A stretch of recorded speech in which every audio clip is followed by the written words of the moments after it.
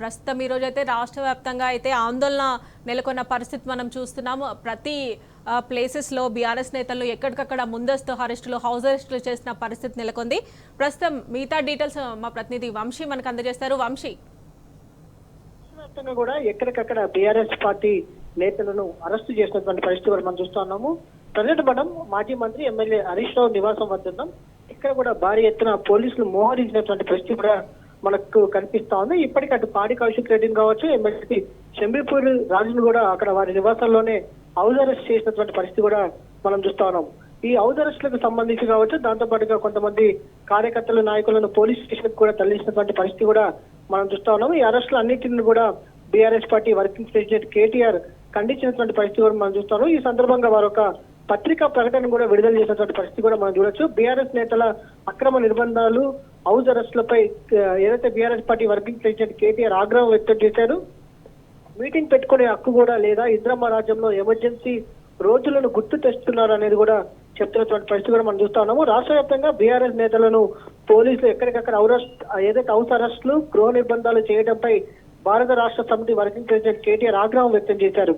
నిన్న బీఆర్ఎస్ నేతలను అర్ధరాత్రి వరకు అక్రమ అరెస్టులు చేసి ఇవాళ రాష్ట్ర వ్యాప్తంగా హౌస్ అరెస్టులు చేస్తారా అంటూ మండిపడినటువంటి పరిస్థితి చూస్తున్నాము. ప్రజాపాలనలో ప్రతిపక్షాలు మీటింగ్ పెట్టుకోవడానికి కూడా అనుమతి లేదా అని నిలదీసినటువంటి పరిస్థితి కూడా మనకు కనిపిస్తా ఉంది. ఇంద్రమ్మ రాజ్యం అంటూ ఆనాటి ఎమర్జెన్సీ రోజులను అమలు చేస్తున్నారని కూడా BRS party working president KTR వేయబడినటువంటి పరిస్థితి కూడా మనం చూస్తా ఉన్నాము. బీఆర్ఎస్ పార్టీ సమావేశం పెట్టుకుంటే ముఖ్యమంత్రికి వెన్నెల వచ్చిందని కేటీఆర్ ప్రశ్నించినటువంటి పరిస్థితి మనం చూడొచ్చు. బీఆర్ఎస్ నేతలంటే సర్కారుకు ఎందుకింత భయమో చెప్పాలన్నారు. రాష్ట్ర వ్యాప్తంగా బీఆర్ఎస్ నేతల్ని గృహ నిర్బంధం చేయడానికి తీవ్రంగా ఖండిస్తున్నారని కూడా వారు చెప్పినటువంటి పరిస్థితి కూడా మనం చూడొచ్చు. అప్రజాస్వామికంగా వ్యవహరిస్తున్న కాంగ్రెస్ తీరును రాష్ట్ర ప్రజలంతా గమనిస్తున్నారని కూడా అన్నారు. ప్రశ్నిస్తే చాలు ప్రజాప్రతినిధులపై కూడా దాడులకు తెగబడుతున్నారని ఆగ్రహం వ్యక్తం చేశారు. తెలంగాణలో గతంలో ఎప్పుడూ లేని విధంగా ప్రతిపక్ష ఎమ్మెల్యేలపై దాడులకు దిగే సంస్కృతిని తీసుకొచ్చారని మండిపడ్డారు. తెలంగాణ ఇమేజ్ డ్యామేజ్ చేసేలా ప్రవర్తిస్తామంటే బీఆర్ఎస్ పార్టీ సహించదని కూడా స్పష్టం చేశారు. ప్రజలు అన్ని విషయాలు గమనిస్తున్నారని, సమయం వచ్చినప్పుడు కాంగ్రెస్ పార్టీకి ఖచ్చితంగా బుద్ధి చెప్తారన్నారు. రాష్ట్ర వ్యాప్తంగా అక్రమంగా ముందస్తు అరెస్టులు చేసిన తమ పార్టీ నేతలను దేశవ్యాప్తంగా విడుదల చేయాలని కూడా డిమాండ్ చేసినటువంటి పరిస్థితి కూడా మనకు కనపడతా ఉంది.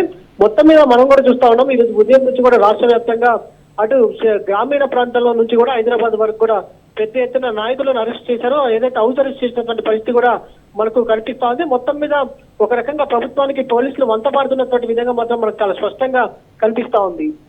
Right Vamshi, thanks for updates.